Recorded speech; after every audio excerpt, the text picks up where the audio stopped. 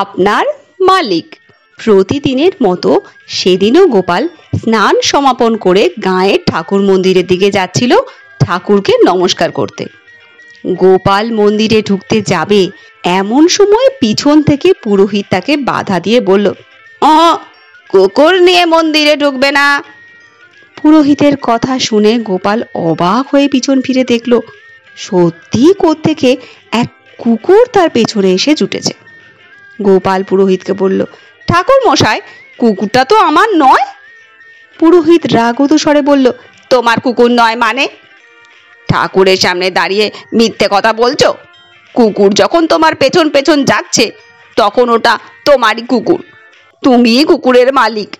কুকুর নিয়ে মন্দিরে ঢুকো না, মন্দির অপবিত্র হয়ে যাবে। পুরোহিতের কথা শুনে গোপালও এবার রেগে বলল, পুরোহিত মশাই, আপনি যখন কুকুরের পিছনে আসছেন তখন কুকুরই আপনার মালিক।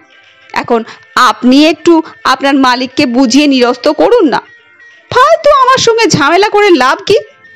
এই বলে গোপাল পুরোহিতকে আর কোনো কথা বলার সুযোগ না দিয়ে সটান মন্দিরে গিয়ে প্রবেশ করে।